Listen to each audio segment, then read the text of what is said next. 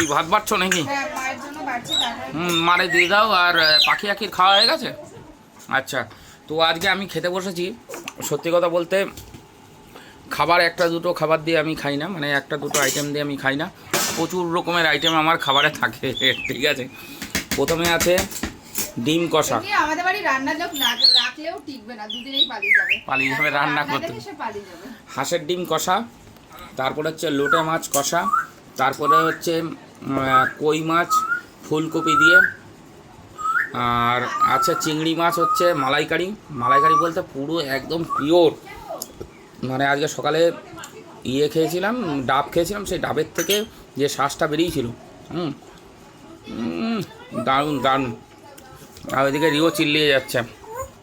আর এদিকে আছে বাঁধাকপি, এইদিকে আছে লোটে মাছ ঝুড়ো, মানে যেটাকে বলে ঘন্ট।